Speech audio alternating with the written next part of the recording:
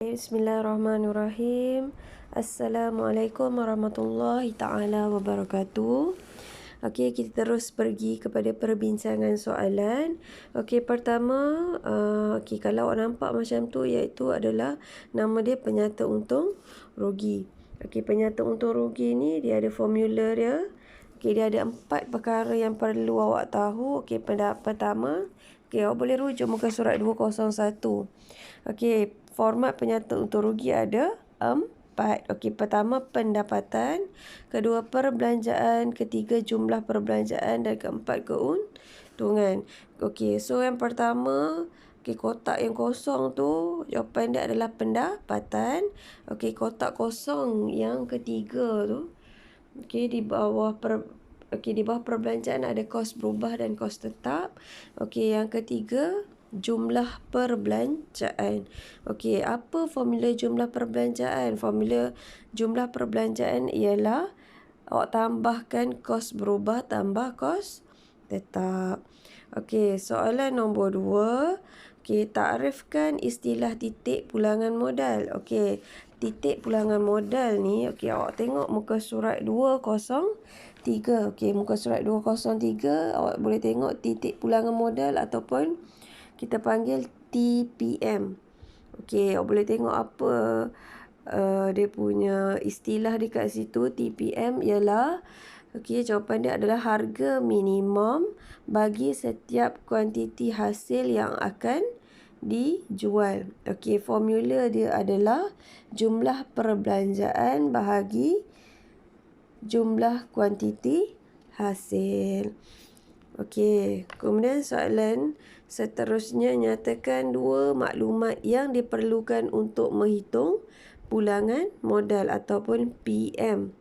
Okey, jawapan dia juga ada dekat muka surat 203. Okey, 2 maklumat yang penting ialah pendapatan dan perbelanjaan, sebab formula dia adalah kita kena tahu pendapatan bahagi perbelanjaan.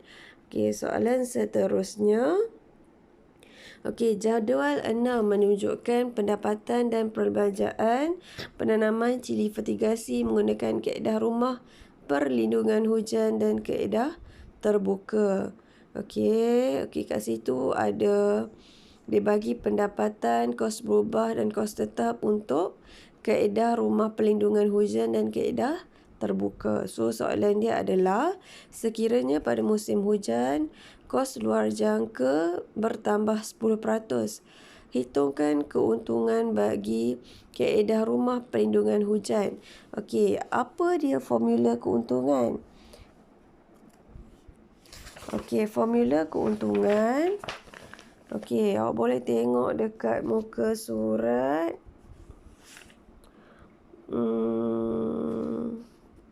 201. Okey, kalau keuntungan, formula dia adalah pendapatan tolak perbelanjaan. Okey, pertama apa yang awak kena buat adalah, sekarang ni dia dah bagi pendapatan. Okey, pendapatan untuk kaedah rumah perlindungan hujan ialah 58,500. So, sekarang ni kita tak ada dia punya perbelanjaan. So, pertama awak kena cari dulu perbelanjaan dia. Okey, perbelanjaan. Okey, formula dia adalah kos berubah tambah kos tetap. So, pertama tambahkan dulu 18150 tambah 18500. Okey, awak tambah dulu. Okey, so awak dah dapatlah jumlah perbelanjaan. So, seterusnya, nak cari keuntungan, formula dia adalah pendapatan tolak perbelanjaan. So, pendapatan dia 58,500. Okey, awak tolakkan dengan jumlah awak tambahkan tadi yang kos berubah dengan kos tetap tu. So, dapatlah keuntungan dia. Okey, seterusnya, kaedah terbuka. Hitungkan PM, pulangan modal bagi kaedah rumah perlindungan hujan dan kaedah terbuka. So, awak boleh rujuk macam mana nak cari. Awak boleh rujuk muka surat 20 3. Okey, PM dia, kalau PM formula dia adalah pendapatan bahagi perbelanjaan. Okey, untuk kaedah rumah perlindungan hujan, okey, pendapatan kita dah tahu dah 58,500. Tapi untuk perbelanjaan tak tahu lagi, sama juga tadi macam keuntungan, awak cari dulu perbelanjaan berapa. So tambah dulu kos berubah tambah kos tetap. Okey, dah dapat jawapan tu. Okey, bahagikan pendapatan dia berapa, bahagikan dengan perbelanjaan. Okey, sama juga dengan kaedah terbuka. Okey, kalau tak faham boleh tanya cikgu, boleh PM cikgu personal Okey, berdasarkan jawapan anda di 3A dan 3B, tentukan kaedah penanaman yang sesuai diusahakan dan berikan alasan anda. Okey, okey. Yang tu awak boleh rujuk muka surat 203 untuk soalan ni. Okey, 203. Okey, awak boleh tengok dekat buku test, dekat bahagian pulangan modal tu. Okey, dia cakap, okey, okey, bidang usaha yang memberikan pulangan setiap ringgit di labur tertinggi menunjukkan bahawa bidang usaha lebih berdaya saing dan menguntungkan. Okey, apa maksud dia kat situ? Dia nak kata sekiranya jumlah pulangan modal dia tinggi, okey, jumlah pulangan modal yang tinggi, okey, bermaksud bidang usaha itu adalah menguntungkan. So, tadi soalan sebelum tu, okey, awak jumlahkan pulangan modal untuk kaedah rumah perlindungan hujan dan kaedah terbuka. Okey, mana PM dia yang tinggi? Mana pulangan modal dia yang tinggi? So, mana salah satu pulangan modal dia yang tertinggi, itulah bidang usaha yang menguntungkan. Okey, so berikan alasan anda. Okey, so jawapan dia macam ni. Okey. Okey, sama ada kaedah rumah perlindungan hujan ataupun kaedah terbuka yang tinggi. So alasan dia adalah, okey, awak ikut buku teks tu lah. Okey, contohlah kaedah terbuka, okey, memberikan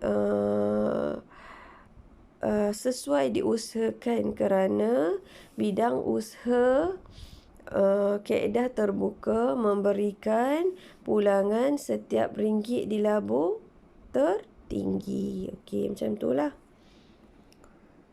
Okey, seterusnya soalan yang kelima, jadual 8 menunjukkan maklumat tentang projek hidroponik NFT untuk satu musim.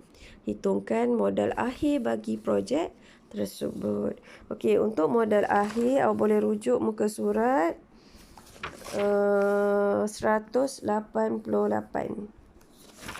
Okey, dia ada bagi formula dekat situ. Okey, untuk modal akhir, formula dia adalah modal awal tambah keuntungan tolak dengan ambilan. So, modal awal RM320. Awak boleh tambahkan dengan keuntungan dia RM150. Tolak dengan ambilan adalah RM50. So, modal akhir dia, awak boleh cari jawapan dia. Kira sendiri. Okey, soalan nombor 6 pula. Jadual 4 menunjukkan belanjawan bagi 3 jenis bidang usaha. Okey. Okey, kat situ, okey, nyatakan bidang usaha yang dipilih berdasarkan pulangan modal. Okey. Okey, dia dah bagi dah dekat jadual tu pulangan modal antara sawi, cili dan bendi. Okey. Tadi cikgu dah cakap dah mana pulangan modal yang nilai dia tinggi itu menguntungkan. So, sekarang ni bidang usaha yang menguntungkan yang tinggi adalah bendi lah. So, jawapan A adalah bendi. Okey, namakan bidang usaha yang boleh memberi keuntungan tahunan paling tinggi. Okey, keuntungan. Okey, apa formula keuntungan? Keuntungan pendapatan tolak perbelanjaan. So, Awak kena tolak satu-satu lah. Sawi, okey, awak tolakkan pendapatan, tolak perbelanjaan. Untuk cili, tolakkan pendapatan, tolak perbelanjaan. Dan bendi pun awak tolakkan. 6,000, tolak 3,000. So, mana keuntungan yang paling tinggi? Awak totalkan. Okey, sama ada awak totalkan sendiri sama ada sawi, cili ataupun bendi. Okey, nyatakan satu dokumen bagi setiap peringkat urus niaga berikut. Okey, kat situ, ke soalan nombor 6, awak boleh tengok muka surat. Jawapan dia ada di muka surat berapa ya?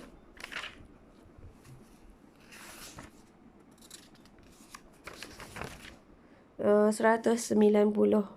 Okey, sebelum urus niaga, okey, awak boleh ambil satu. Semasa urus niaga ambil satu, dan selepas urus niaga boleh ambil satu jenis dokumen. Okey, soalan nombor 8. Hitungkan nilai pulangan modal bidang usaha A. Pulangan modal, okey, apa formula PM ataupun pulangan modal pendapatan bahagi perbelanjaan. So, boleh bahagikanlah 9,000 bahagi 5,600. Okey. Untuk B, berdasarkan pulangan modal di atas, nyatakan keputusan bagi bidang usaha B. Okey, so sekarang ni, okey, nyatakan keputusan. So, jawapan dia ada dekat muka surat 209. Okey, muka surat 209. Okey, awak tengok dekat A ataupun B. Dia kata yang B kan. Yang B, cikgu rasa kalau awak kira pulangan modal dia lebih rendah berbanding A. So, bila pulangan modal dia rendah, so dia tidak menguntungkan lah. Tidak menguntungkan. So, bila dia tidak menguntungkan, okey, apakah keputusan bagi bidang usaha B?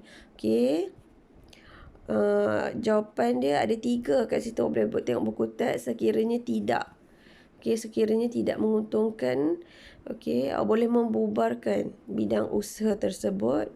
Okey, jawapan nombor 2, menggantikan dengan bidang usaha yang lain. Okey, yang ketiga, mengubah suai pengurusan bidang.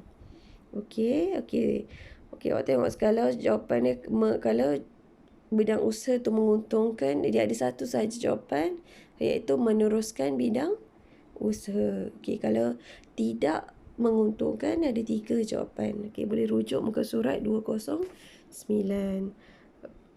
Okey, soalan last sekali.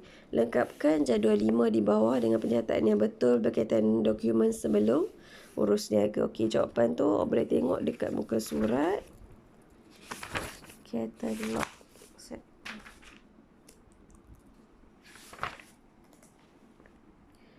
Muka surat 190. Okey, awak boleh buat huraian. Okey, boleh salin dekat muka surat 190. Okey, itu sahaja. Kalau ada apa-apa soalan, boleh tanya cikgu. Okey, wallahualam.